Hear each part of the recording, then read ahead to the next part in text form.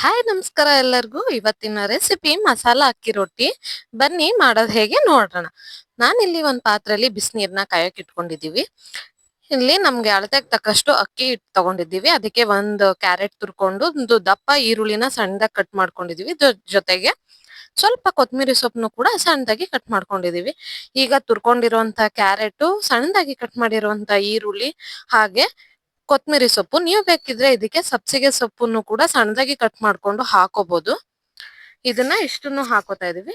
ಜೊತೆಗೆ ಇದಕ್ಕೆ ಸ್ವಲ್ಪ ಕಾಯಿ ತುರಿ ಹಾಕೋದ್ರಿಂದ ಒಂಥರ ಅಡಿಷನಲ್ ಟೇಸ್ಟ್ ಅಂತಾನೆ ಹೇಳ್ಬೋದು. ತುಂಬಾ ಚೆನ್ನಾಗಿರುತ್ತೆ ಕಾಯಿ ತುರಿ ಹಾಕೋದು. ಇದಕ್ಕೆ ಈಗ ರುಚಿಗೆ ತಕ್ಕಷ್ಟು ಉಪ್ಪು ಹಾಕೋತಾ ಇದೀವಿ. ಉಪ್ಪು ಹಾಕೊಂಡು ಇದನ್ನ ಫಸ್ಟ್ ನೀಟಾಗಿ ಮಿಕ್ಸ್ ಮಾಡ್ಕೋಬೇಕಾಗುತ್ತೆ. ಇದನ್ನ ಈ ತರ ನೀಟಾಗಿ ಮಿಕ್ಸ್ ಮಾಡ್ಕೊಂಡ್ಮೇಲೆ ಇದಕ್ಕೆ ನಾವು ಬಿಸಿ ಆಗಕ್ಕೆ ಇಟ್ಟಿದೀವಲ್ವಾ ನೀರು, ಅದನ್ನ ಹಾಕಿ ಮಿಕ್ಸ್ ಮಾಡ್ಕೋಬೇಕಾಗುತ್ತೆ. ಈ ಅಕ್ಕಿ ರೊಟ್ಟಿ ಅಂತೂ ಮಾಮೂಲಿ ಅಕ್ಕಿ ರೊಟ್ಟಿಗಿಂತ ತುಂಬಾನೇ ಚೆನ್ನಾಗಿರುತ್ತೆ ಟೇಸ್ಟ್ ಇದ್ರದ್ದು. ಇದು ನಿಮ್ಗೆ ಕ್ರಿಸ್ಪಿಯಾಗೂ ಮಾಡ್ಕೋಬಹುದು, ಬೇಕು ಅಂದ್ರೆ ಮೆತ್ತಗೂ ಮಾಡ್ಕೋಬಹುದು. ನೋಡಿ, ಇವಾಗ ಬಿಸಿನೀರ್ನ ಸ್ವಲ್ಪನೇ ಹಾಕೊಂಡು ನೀಟಾಗಿ ಮಿಕ್ಸ್ ಮಾಡ್ಕೋತಾ ಇದೀವಿ. ನೀವ್ ಇದನ್ನ ಸ್ವಲ್ಪನೇ ನೀರ್ ಹಾಕೋತಾ ಮಿಕ್ಸ್ ಮಾಡ್ಕೋಬೇಕು. ಒಂದೇ ಸರಿ ಫುಲ್ಲು ಎಲ್ಲಾ ಬಿಸಿನೀರು ಹಾಕೊಂಡ್ ಮಿಕ್ಸ್ ಮಾಡ್ಕೋಬಿಡಿ. ಅದು ಎಷ್ಟು ಅಳತೆಗ್ ಬೇಕಾಗುತ್ತೆ ನೋಡ್ಕೊಂಡು ಆತರ ಕಲ್ಸ್ಕೋಬೇಕಾಗತ್ತೆ ನೀವು. ಇದು ಆದಷ್ಟು ಬಿಸಿಯಾಗಿದ್ದಾಗ್ಲೇ ನೀರು ಕಲ್ಸ್ಕೋಬೇಕು ಇದನ್ನ.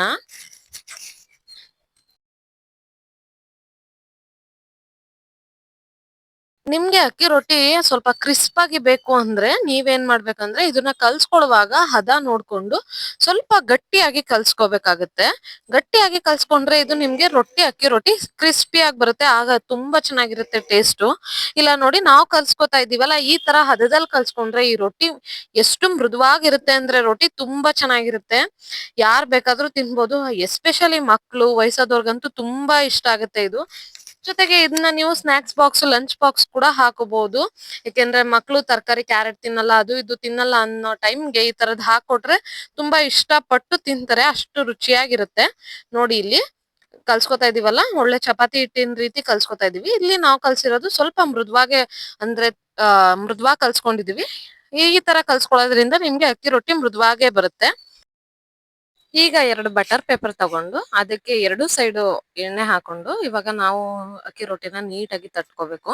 ಇನ್ನು ನೀವು ತಟ್ಕೊಳ್ಳುವಾಗ್ಲೂ ಅಷ್ಟೇನೆ ತೆಳುವಾಗ್ ಬೇಕು ಅಂದ್ರೆ ತೆಳುವಾಗ್ ತಟ್ಕೋಬಹುದು. ಇಲ್ಲ ಸ್ವಲ್ಪ ಮಂದಕ್ಕಿರ್ಲಿ ಅನ್ನೋರು ನಿಮ್ಗೆ ಯಾವ ಅಳತೆ ಬೇಕೋ ಆ ತರ ತಟ್ಕೋಬಹುದು.